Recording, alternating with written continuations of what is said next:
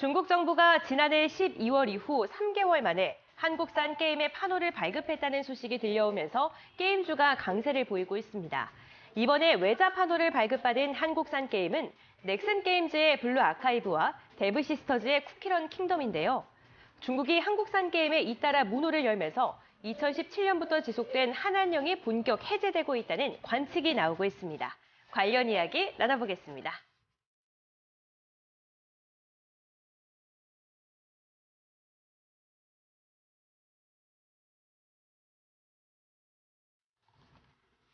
자, 중국이 석 달 만에 다시금 국내산 게임에 대해서 판호 발급을 진행을 했습니다.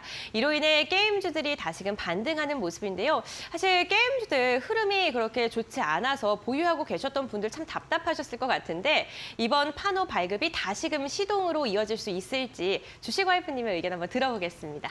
일단은 최근에 신작 게임들이 또 출시가 많이 됐었는데 맞아요. 흥행을 한 그런 이제 기업들은 좀 미비한 편이더라고요. 그래서 종목들의 좀 낙폭이 컸었는데 원래 이제 외자 판호 허가 이슈가 보통 하반기에 나오는 이슈였거든요. 근데 올해는 이렇게 상반기에 나오기 시작했다는 점에서는 굉장히 좀 이례적이고 또 앞으로 계속해서 또 틈틈이 이런 판호 허가 관련된 이슈가 나올 것으로 전망되기 때문에 나쁜 이슈라고 생각하지는 않습니다. 2021년도부터 해서 펄어비스 주가가 검은사막 이제 모바일이 중국에서 판호 허가를 이제 받게 되면서 주가 상승률이 굉장히 높게 나왔었거든요. 그래서 이로 인해서 외자 판호 이슈들이 이제 들어올 때마다 국내 게임 종목들이 이제 들썩이는 그런 움직임이 나오기도 했습니다.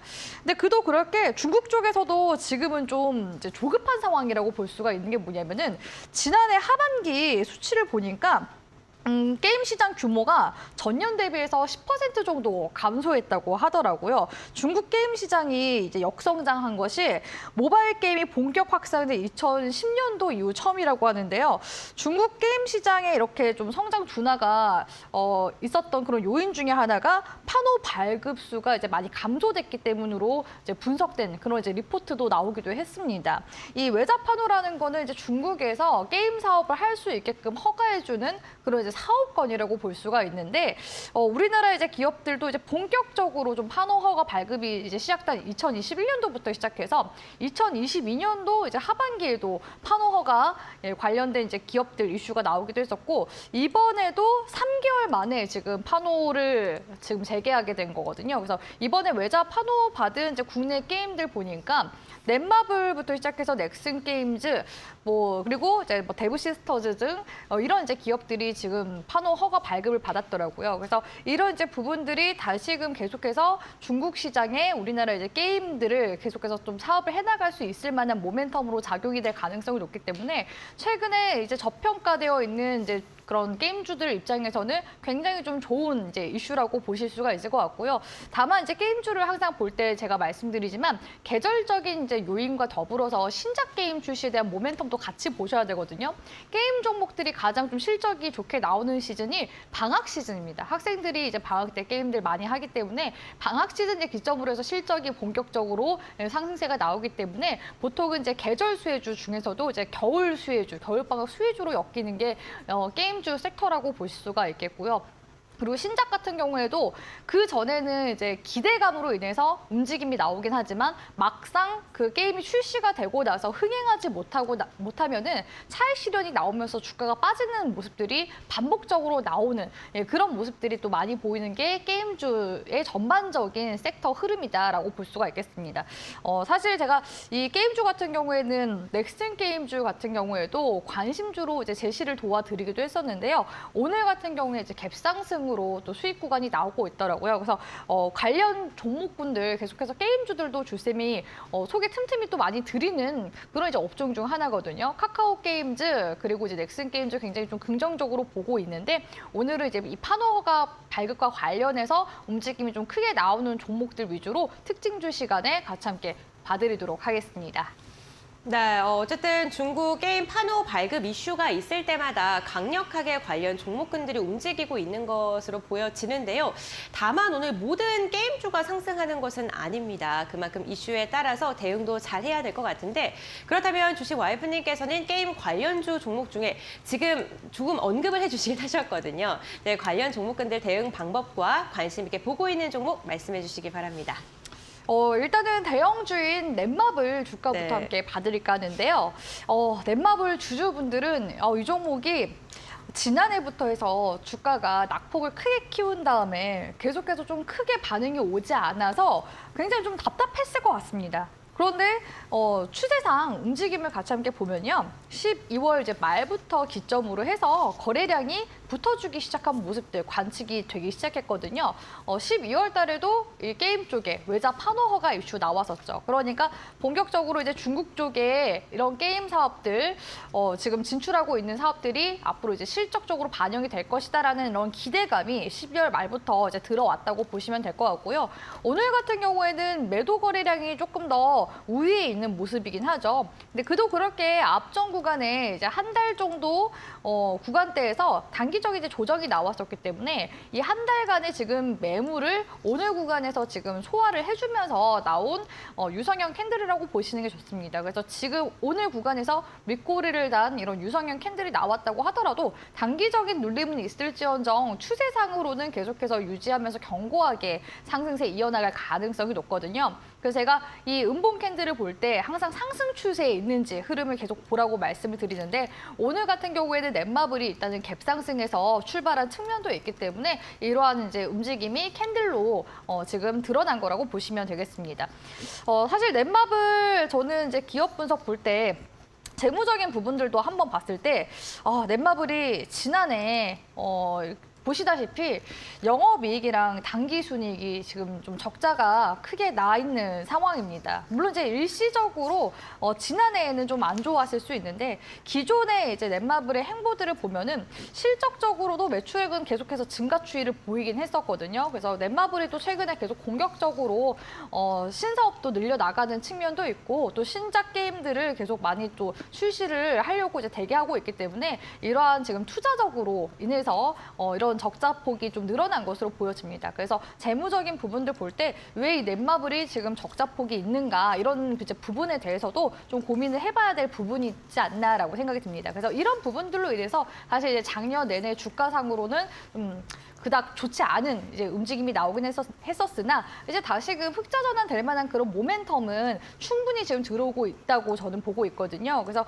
지금 시점에서는 뭐 당장에 주가가 뭐 크게 올라갈 만한 모멘텀은 있지 않더라도 어느 정도 이제 주가가 회복세가 나와주게 된다면은 그래도 한 1, 2년 내에는 주가가 10만 원 선 부근까지는 충분히 이제 회복세가 나올 가능성이 높다고 보고 있습니다. 근데 일단은 올해 하반기까지는 이 주가상으로 7만 원 구간을 돌파를 해줘야지 10만 원을 갈 수 있거든요. 그래서 이게 지금 올해 안에 좀 도달할 가능성이 있는가라는 부분에 대해서는 아직까지 그 흑자 전환된 그런 모멘텀은 없지 않습니까? 그래서 이 실적적인 부분에 따라서 주가가 이제 10만 원까지 올라갈 수 있는 탄력을 받느냐 안 받느냐 여기서 갈리게 될 것 같습니다. 그래서 중장기적으로 일단은 봤을 때 목표 주가는 10만 원 선 구간대까지는 회복 추이를 보실 수 있겠지만 그래도 올 한 해 동안 좀 노려볼 수 있는 구간에서는 7만 원 구간 돌파 여부가 굉장히 좀 중요한 넷마블의 그 주가 상승 구간이 될 수 있다라고 보시는 게 좋을 것 같습니다. 두 번째 종목 같은 경우에는 넥슨 게임즈 같이 함께 봐드리고 싶은데요. 넥슨 게임즈는 오늘 갭상승에서 출발을 했는데 아까 전에 보니까 음봉으로 한번 차익 실현 나와주려고 하더라고요. 근데 아직까지 매수세가 조금 더 우위에 있는 모습이죠. 그리고 거래량도 어떻습니까? 12월 기점으로 해서 거래량이 상승 추이를 보여주고 있습니다. 이런 이제 흐름들은 굉장히 좀 중요하게 보셔야 되는 게 여기서 이제 주가가 오늘 이제 갭 상승했기 때문에 갭 하락으로 눌리더라도 다시금 이제 거래량 없이 주가가 행보하다가 다시금 이제 전고점 돌파하면서 올라가 줄 수 있거든요. 그래서 이 주식 매매를 하시면서 단순히 이제 기술적인 부분들에만 이제 기대하기보다는 이 업종에 대한 이런 이제 이슈들과 함께 더불어서 이 주가의 흐름들을 시나리오를 세워서 대응을 하시는 게 이제 중요하다고 말씀드릴 수가 있겠습니다.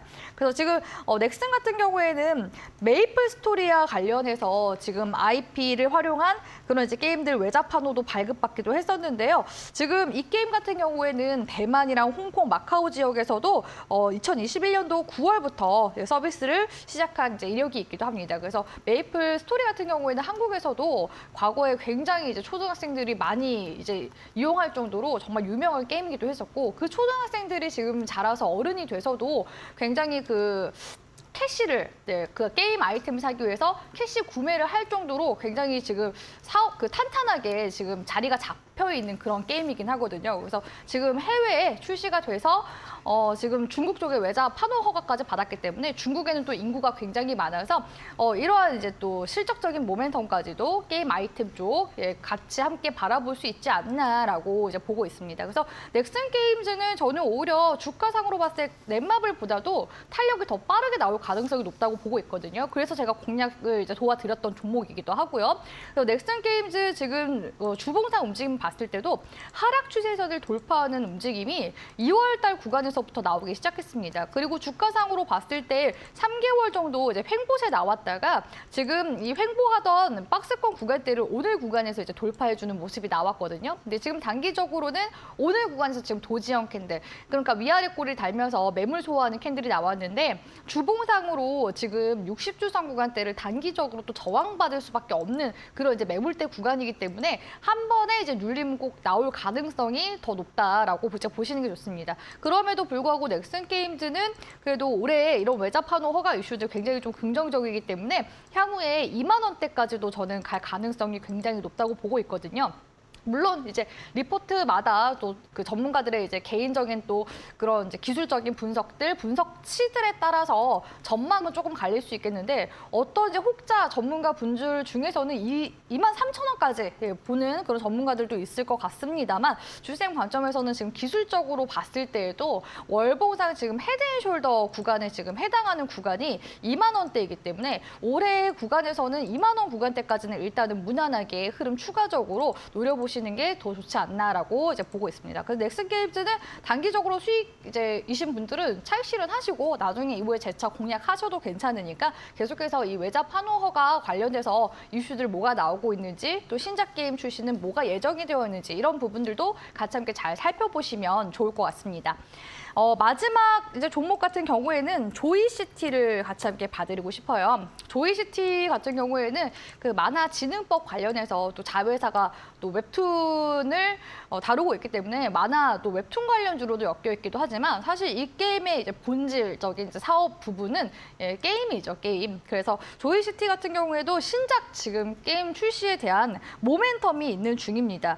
올해 이제 빠르면은 다가오는 이제 시일에 지금 신작 게임을 한 3개 정도 지금 앞두고 있다고 하거든요. 그래서 이런 외부 지식재산권을 이용해서 올해 지금 신작 출시에 대한 모멘텀을 지금 현재 가지고 있기 때문에 당장에는 아니더라도 계속해서 좀 이어져 나가는 횡보 구간대는 박스권으로 가겠지만, 결국에는 이런 또 신작 출시에 대한 모멘텀이 올해 이제 계속 하나씩 나올 때마다 이 박스권을 돌파해주려는 그런 시도가 나올 가능성이 높은 그런 이제 종목군이라고 보여집니다. 그래서 지금 구간 같은 경우에는 세력들 매집 구간으로 이제 보여지기도 하고요. 지금 쌍바닥을 한번 치긴 했으나 지금 거래량이 들어온 시점에서 돌파를 해주지 못했거든요. 그래서 이 돌파에 대한 모멘텀은 이 게임 신작 출시와 더불어서 기대감을 좀 가져보면서 가져가야 되는 부분이지 않나라고 바라보고 있기 때문에 조이시티 같은 경우에는 일단은 관심 있게 계속해서 흐름을 좀 보시는 게 좋을 것 같고,